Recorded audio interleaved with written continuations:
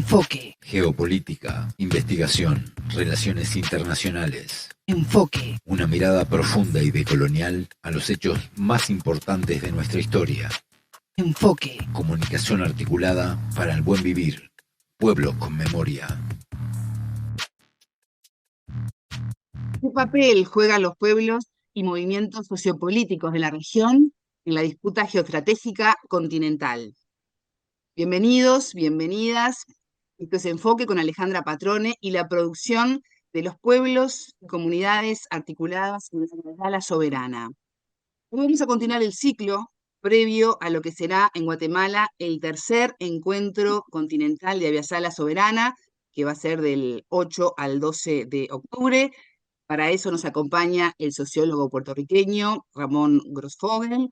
Él es profesor de la Universidad de Berkeley. Ramón, bienvenido, ¿cómo estás? Es un gusto recibirte. Muchas gracias por la invitación. Ramón, contanos un poco qué expectativa tenés en este encuentro que tiene sobre la mesa además temas tan importantes como el pensamiento decolonial y la articulación de los pueblos.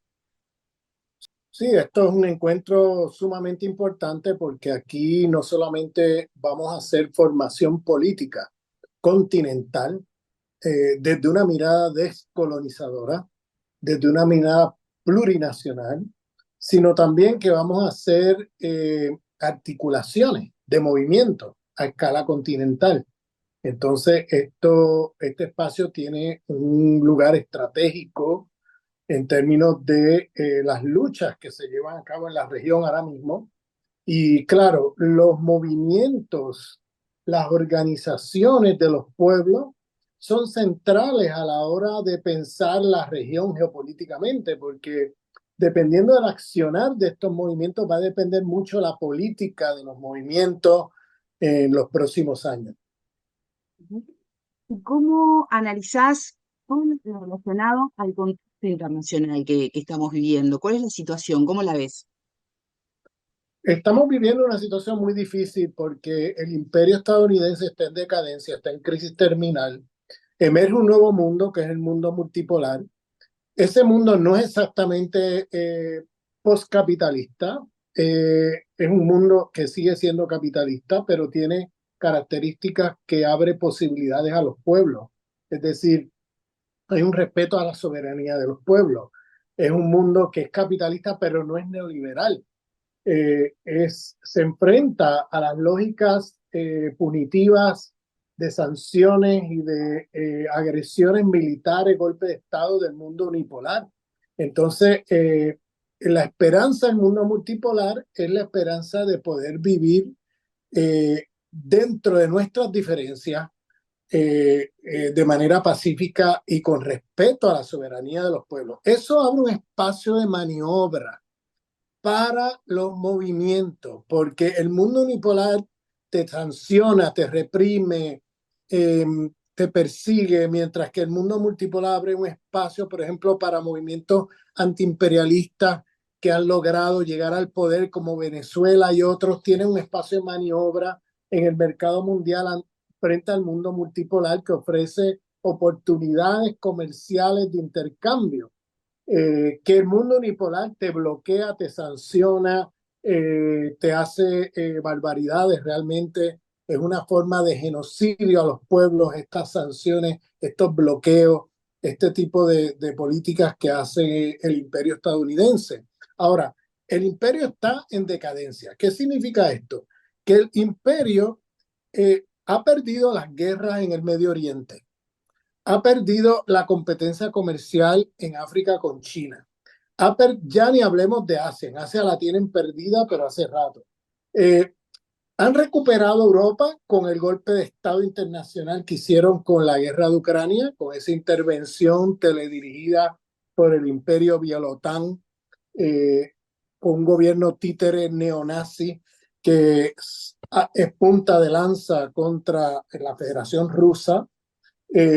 Y han recuperado expulsando las empresas rusas al mercado europeo, que representa el 40% de las importaciones de toda la Unión Europea, pues la ha recuperado el imperio estadounidense con sus empresas, que vende 5 o 7 veces más caro que lo que le vendían las empresas rusas a los pueblos europeos. quienes están pagando por ese golpe de Estado y por esa agresión a Rusia vía Ucrania, es precisamente los pueblos europeos, que son los que ahora pagan 5 y 7 veces más caro por la electricidad, el gas, por productos como aluminio, como trigo, como, bueno, la inflación es galopante en Europa y las élites europeas están con complicidad completamente con el imperio estadounidense en esta guerra que no les beneficia a nadie en Europa, ni siquiera esas mismas élites, pero estas élites están vendidas geopolíticamente con el imperio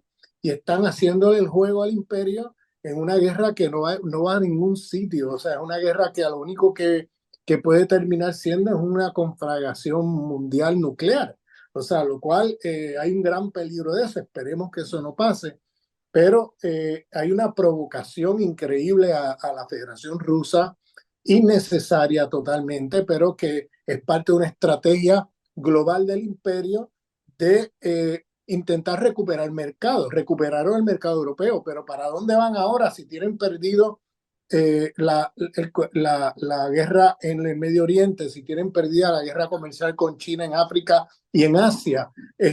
Bueno, pues es obvio, vienen a lo que ellos llaman su patrio trasero, que es América Latina y el Caribe. Y entonces, ¿cómo vienen? Vienen con una política agresiva que ya empezó hace ya unos años, que es recuperar los mercados perdidos frente a China, sacar de la región, o sea, la doctrina Monroe de hace 200 años, la vuelven a reactivar, que ha estado reactivada. Bueno, no es que la vuelven a reactivar, es que la han puesto ahora como prioridad, ¿no? Como prioridad, la tienen ahí como prioridad y ahora vienen con golpes de Estado, vienen con golpes blandos, golpes duros, con sanciones, con agresiones, con apoyando, o sea, el regreso del fascismo a América Latina, vía Milei, vía Noboa en Ecuador. Es decir, hay una ofensiva, el golpe de Estado contra Castillo en Perú, hay una ofensiva imperial en la región y estamos en una coyuntura donde los pueblos estamos enfrentando que lo último que le queda al imperio es América Latina.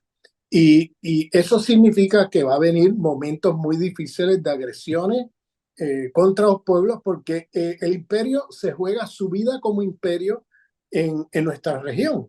Porque si pierde los mercados, si los gobiernos soberanistas llegan a triunfar, como Venezuela, por ejemplo, Cuba y otros países de la región, si el mercado sigue siendo mayormente de importación-exportación con China y no con Estados Unidos. Estados Unidos tiene los días contados como imperio porque todo imperio vive de la dominación y explotación de las periferias y se han perdido en África, en Asia, en el Medio Oriente. ¿Qué le queda al imperio? Le queda América Latina y si pierde América Latina al imperio no le queda nada. Entonces, por eso es que viene un momento difícil, un momento que tenemos que estar fuertes, tenemos que hacer estrategias continentales coordinadas, porque el imperio sí coordina sus estrategias a escala global, sí coordina entre las élites neocoloniales que tienen en la región y tiene una política global en la región y nosotros como movimientos antiimperialistas tenemos que tenerla también.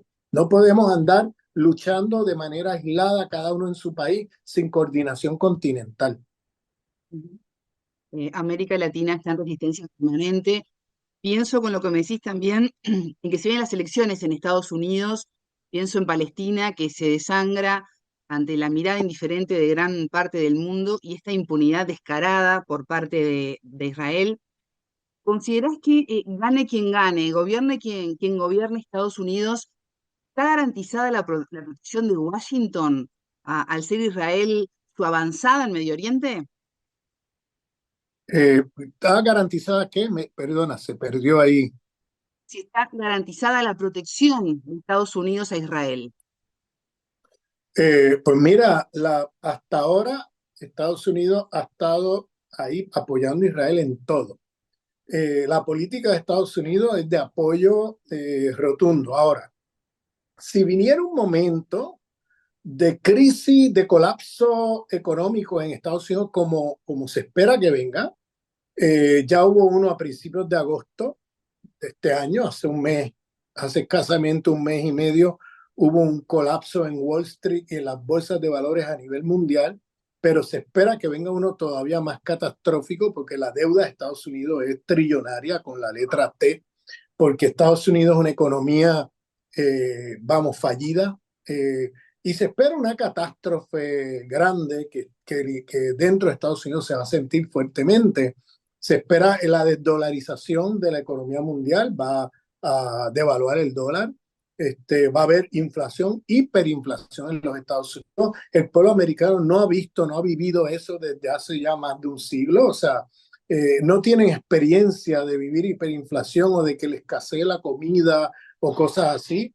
Y yo lo que veo venir es que en un proceso de implosión del imperio americano, donde puede enfrascarse en una guerra civil interna y haga que el imperio implosione, porque no va a poder movilizarse a apoyar a ningún país, a ninguno de sus títeres a nivel mundial, entre ellos Israel, si hay un colapso económico en Estados Unidos, porque la condición de posibilidad de la existencia de Israel son las transferencias billonarias con la letra B que le hace el imperio a Israel. O sea, sin esa ayuda militar y económica, Israel sería un proyecto fallido, no sostenible. Fíjate que ahora mismo están acá en esta guerra con la ventaja tecnológica que tiene Israel sobre Palestina, sobre la resistencia palestina y la resistencia, el eje de la resistencia. Fíjate lo costoso que está haciendo para ellos esta guerra de exterminio. Está a un costo enorme que ellos no pueden sostener por sí mismos. Le escasean tanques porque además ha sido muy exitoso en la destrucción de tanques. Le escasean, por ejemplo, municiones, porque han tirado de todo y bueno, empieza a escasearle municiones. Le escasean los misiles esos para protegerse de misiles que entren al cielo de Israel. Le empieza a escasear una serie de armamento que depende de que Estados Unidos le transfiera la ayuda militar. Sin eso no pueden funcionar. Ahora, lo que está ocurriendo es que el desprestigio de Israel es tan grande, la crisis económica de Estados Unidos también es que está grande y se va a poner peor. Puede llegar un momento en que la opinión pública de los Estados Unidos diga basta ya, no queremos ya que se transfieran más recursos a ese estado fallido, a ese estado genocida, y queremos esos recursos para atender los problemas económicos que tenemos en el país. Eso muy fácilmente puede ocurrir en los próximos años. Que la presión popular sea tan grande que tenga que haber un cambio en la política hacia Israel. Y ahí sí que te digo que Israel va a enfrentar momentos muy difíciles. Probablemente veamos en vida el fin del Estado sionista, lo veamos en nuestras vidas. Algo que todo el mundo proyectaba para el futuro, para finales de este siglo, para 50 años. Eso yo creo que lo vamos a ver en los próximos años. La presión popular puede cambiar la historia. Ramón, te he escuchado varias veces hablar de la modernidad como proceso civilizatorio de la muerte. ¿Cómo se combate desde la articulación de nuestros pueblos esa destrucción? Mira, en primer lugar, la modernidad es un sistema civilizatorio. El capitalismo es el sistema económico de ese sistema civilizatorio. Cuando digo civilizatorio es que hay una multiplicidad de jerarquías de dominación que no se agotan en el capitalismo. Hay patriarcado, hay racismo, hay eurocentrismo en el plano epistemológico, hay ecologicidio, destrucción de la vida y de la ecología planetaria. O sea, hay una serie de jerarquías de dominación que tiene este sistema. Yo identifico en mi trabajo académico 16 jerarquías de dominación que no se agotan en el sistema capitalista. Pero ¿qué pasa? Estas lógicas de dominación organizan al capitalismo de una manera destructiva. Es decir, la imbricación entre modernidad y capitalismo es una bomba de tiempo, o sea, es un desastre. ¿Por qué? Porque si el capitalismo, tal realmente existente fue creado con la expansión colonial europea. Es decir, es el colonialismo el que constituye al capitalismo. Porque el capitalismo se gestó y se formó con una expansión colonial a través de la cual la civilización europea de aquel momento expandió sus lógicas de dominación, sus jerarquías de dominación al resto del mundo, donde quiera que colonizaban, destruían las civilizaciones que encontraban y imponían la suya. ¿Y qué era la suya? Bueno, pues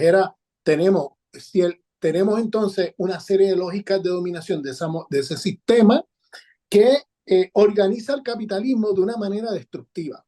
Me explico. Si el capitalismo es genocida, es porque está organizado desde adentro de sus propias lógicas de acumulación con las lógicas racistas de la modernidad occidental. Si el capitalismo es feminicida, es porque está organizado desde adentro con las lógicas patriarcales de la cristiandad, de la civilización moderna occidental. Si el capitalismo es comunitaricida, es porque está organizado desde adentro con las lógicas modernas del individuo atomizado. Si el capitalismo es ecologicida, es porque está organizado desde adentro con las lógicas del dualismo cartesiano. Si el capitalismo es epistemicida, es porque está organizando desde adentro con las lógicas del eurocentrismo. Es decir, cuando digo desde adentro me refiero a que esto no es una superestructura como el marxismo del siglo XX pensaba. El eurocentrismo, el racismo, el sexismo, el comunitaricidio, el dualismo cartesiano, todas estas lógicas que producen desastre planetario, el racismo, todas estas cosas, el patriarcado, todo eso organiza el capitalismo de una manera muy particular y son lógicas de dominación que vienen del sistema civilizatorio moderno que se expande al mundo. Entonces, ¿qué pasa? Tenemos un sistema que está organizado con las lógicas civilizatorias destructivas de la vida de la modernidad occidental, de ese sistema civilizatorio. Entonces, el capitalismo, cuando digo desde adentro, es que eso no es una superestructura, esas cosas que he nombrado no es un derivado, es que es el principio organizador de la propia acumulación de capital. ¿A qué me refiero? A que el sistema capitalista mismo está organizado desde adentro mismo de su funcionamiento con estas lógicas civilizatorias destructivas de la vida, destructivas de las mujeres, destructivas de los seres humanos que considera inferiores racialmente, que los deshumaniza, destructivas de una multiplicidad de lugares y de espacios que hace que el capitalismo, tal como existe, es un sistema destructivo de la vida. Uh-huh. Pensando un poco en todo este contexto que estás desarrollando y definiendo, ¿qué desafíos ves que tiene por delante la colonialidad? ¿Qué desafío tiene por delante, ¿no? En base a este relato que has hecho, la decolonialidad? Bueno, mira, esto nos plantea un desafío porque entonces tenemos que pensar en un sistema civilizatorio nuevo. Es decir, tenemos que trascender no podemos ser ya solamente anticapitalistas. Sí, tenemos que seguir siendo anticapitalistas, pero no podemos reducir a eso porque estamos hablando de un sistema civilizatorio que tiene una multiplicidad de jerarquías de dominación que si no las atendemos, se nos mete el capitalismo por la puerta trasera. Y es lo que pasa lo que pasó con el socialismo del siglo XX, que al organizarse contra el capital, pensando que el problema era un problema económico, desatendió las lógicas civilizatorias que organizan el sistema capitalista. Al desatenderlo, desatendió el tema del patriarcado, desatendió el tema del racismo, desatendió el tema del eurocentrismo, desatendió el tema ecológico del dualismo cartesiano como cosmovisión destructiva de la vida del sistema civilizatorio occidental, desatendió el tema comunitario, o sea, desatendió toda una serie de temas que hizo que al tú transformar al capitalismo, o sea, los medios definen los fines, O sea, al tú organizarte contra el capitalismo, reproduciendo lógicas patriarcales, racistas, eurocéntricas, comunitaricidas, ecologicidas, cuando abres los ojos, estás reproduciendo nuevamente el capitalismo, pero bajo capitalismo de Estado. No has logrado superarlo. Entonces, por eso estamos llamando a la necesidad de un nuevo sistema civilizatorio, y ese sistema civilizatorio tiene que atender todas esas lógicas de dominación que he mencionado aquí como proceso de construcción de un nuevo sistema más allá de la modernidad occidental. Para eso tenemos que ser antes y primero que nada antiimperialistas. O sea, no se puede ser no se puede hablar de la construcción de un nuevo sistema civilizatorio, no se puede luchar contra este sistema civilizatorio si no entendemos que todas esas lógicas de dominación son producidas por un sistema imperialista mundial. Es decir, el patriarcado, el racismo, el ecologicidio, el comunitaricidio, el eurocentrismo como epistemicidio y todas estas cosas no existirían si no hubiera un sistema imperialista dominante occidental. Ese sistema es el que encarna y el que produce y reproduce todas estas lógicas de dominación, de muerte de la modernidad occidental. Y es el mismo que organiza el capitalismo de una manera perversa, ¿no? De una manera... Entonces, yo lo que llamo la atención es que no es solamente que tenemos que tener una cartografía del poder que identifique la multiplicidad de lógicas de dominación que tiene este sistema, sino que tenemos que entender que eso está materializado en un sistema imperialista mundial, que por tanto nuestra prioridad es ser antiimperialistas, que no podemos meternos a identificar estas lógicas de dominación y terminar en una especie de lo que yo llamo la interseccionalidad imperial, donde se reconoce la multiplicidad de opresiones, pero no se es antiimperialista, es decir, cada oprimido en cada una de esas lógicas de dominación, luchando por una migaja dentro del sistema y por cuestiones identitarias.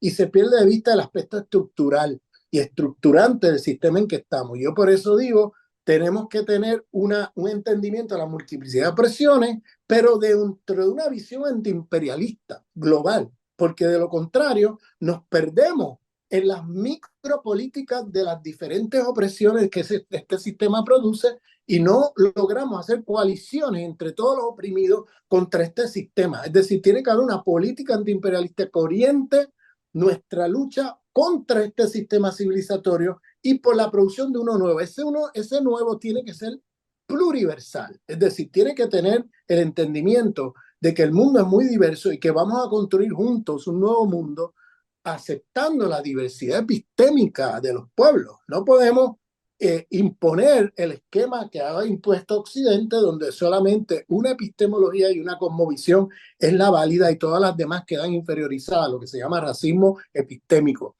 Es decir, todos los conocimientos, todas las cosmovisiones, toda la visión de los pueblos queda inferiorizada frente al hombre blanco occidental, que es el que tiene la verdad, la legitimidad sobre la producción de conocimiento y sobre la verdad. Entonces, lo que tenemos que entender es que nos tenemos que mover hacia estructuras pluriversales que tengan allí la diversidad epistémica entendida entre los pueblos, que se respete la soberanía, que se respete las diversas visiones, pero dentro de una lógica global de afirmación de la vida, dentro de una lógica global que sea antisistémica, antiimperialista en el sentido antisistémico, que va contra el que eres anticolonial, que eres antipatriarcal, que eres anticapitalista, que eres antidestrucción ecológica planetaria, que eres antirracista, que eres anticomunitaricidio, ¿no? La destrucción de las comunidades de los pueblos. O sea, tenemos que tener lógicas que nos unan a todos contra el sistema, pero aceptando que la solución a todos esos problemas puede ser diversa en diversas partes del mundo. Ramón Grosfogel, sociólogo puertorriqueño, profesor de la Universidad Berkeley. Muchas gracias por estos minutos con Enfoque. Muchas gracias por la invitación. A ustedes les decimos que ya estamos en los minutos finales de Enfoque. Los invitamos al tercer encuentro continental de la Viasala Soberana, del 8 al 12 de octubre en Guatemala. Tengan todos ustedes una excelente jornada. Buena vida para todos.